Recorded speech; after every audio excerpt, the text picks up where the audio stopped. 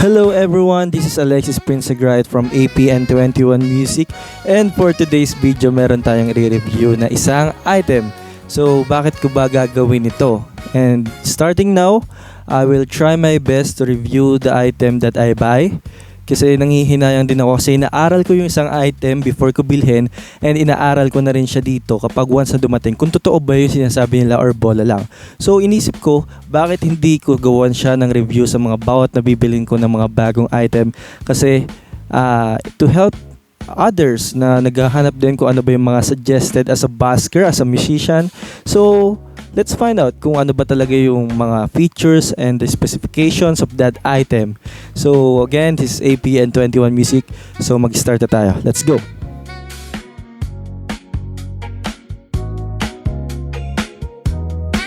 Okay, magsimula tayo sa, syempre, once na nag-order kayo online, naka-bubble wrap siya. And the box. Wala na yung box dito, syempre hindi ko na kailangan na isama dito. Pero what are the inclusions of this guitar? So let's find out. First thing first is the bag, syempre. And it's padded na. So talagang okay na okay siya. So sasabihin ko yung price mamaya. And ano yung mga nandito. So first is capo. Yan, capo. Color blue. Oy, dagdag kapo na to, Leica Direct, kasi nag-aano na yung iba naming kapo para nanghihina na yung spring.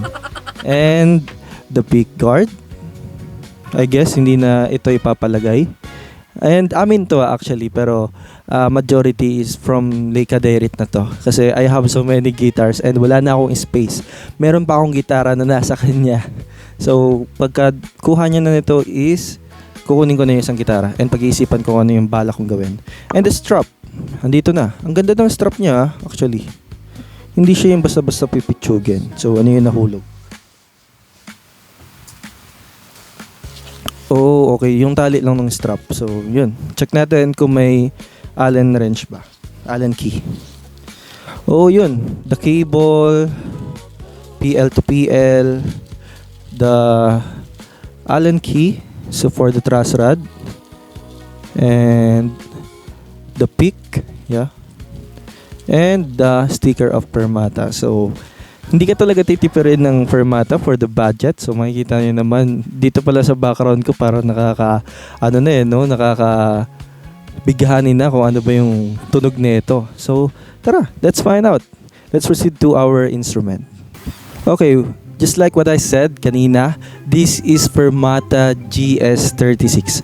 36 means 36 inches. So I have here in my background, the Yamaha FG Junior.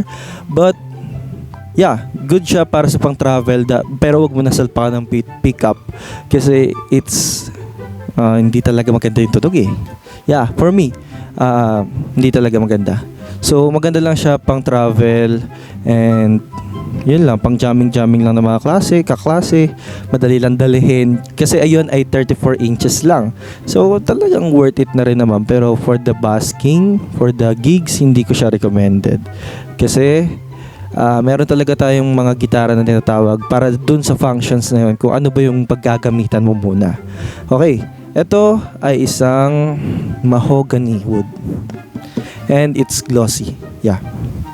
And the key features and specifications, again, 36 inches.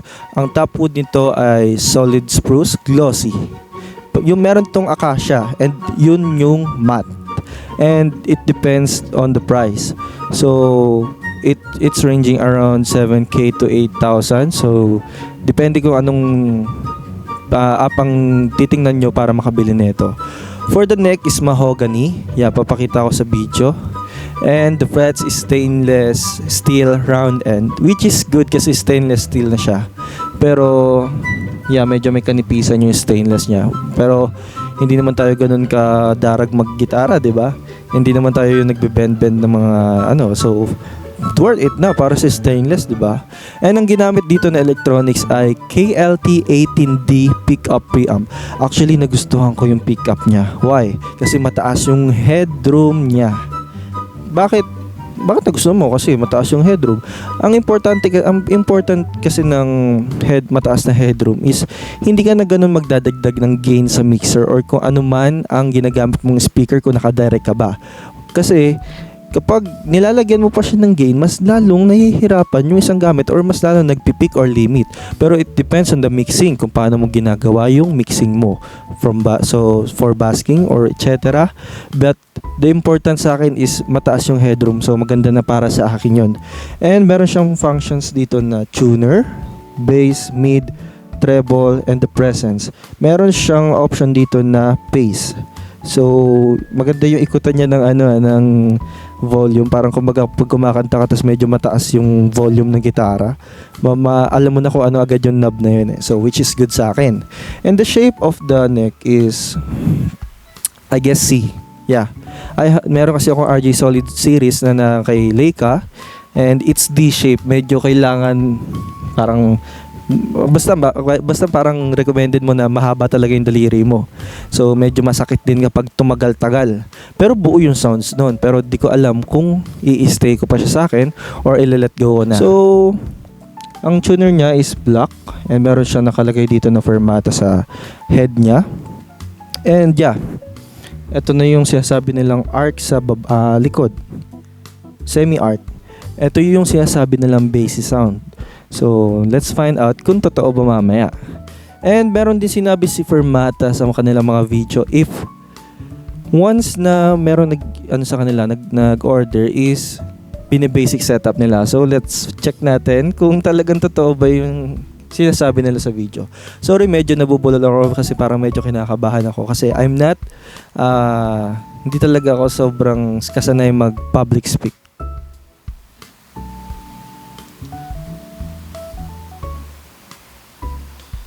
So yun, napansin ko sa neck, kumbaga ito ay diretso. Yeah. Medyo nakaangat pa siya, nakaganyan.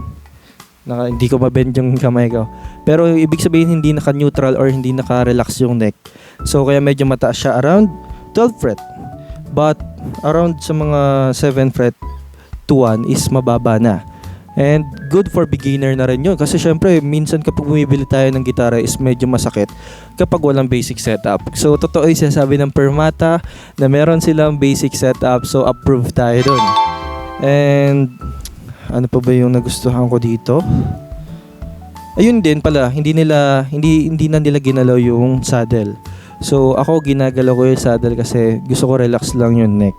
So, ginagalaw ko lang siya, nililiha ko lang siya once na magpapalit na ako ng strings. So ngayon, hindi ko muna gagalawin to kasi worth it pa eh. Tsaka, hayaan mo muna enjoy yun yung product na nabili mo. So, ayun lang naman so far. Meron din siyang free battery and it's 9 volts. Siyempre, as a musician, bumili ka na ng rechargeable para hindi ka na lagi bili nito. So meron lang siya ditong PL input. Output pala to. So, wala siyang XLR katulad sa mga pangkaraniwan na gitara. So, let's do the sound test.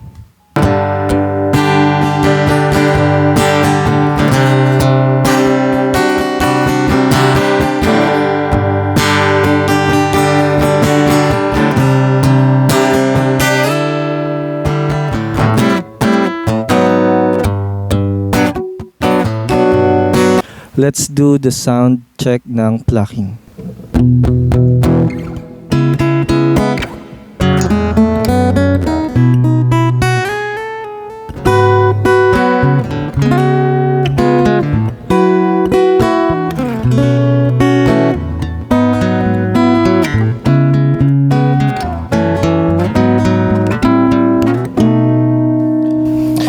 So yun, narinig nyo naman na yung sound check natin. For me, as a basker, sobrang solid na. And I would rate 8.5 over 10. So sobrang approve talaga sa akin. Yeah, 8.5 kasi meron pa rin naman talaga tayong hinahanap. Meron tayo iba't ibang pandinig na talagang mas may hinahanap tayo. Syempre, it's a budget guitar para sa ganung rate and for the worth of the guitar is sobrang good na talaga.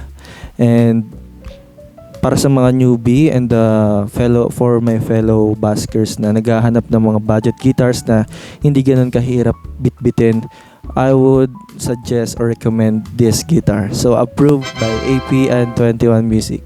So also thank you so much for Mata Guitars kasi napakaganda ng kanilang service and talagang iniingatan nila ang item na binibili sa kanila.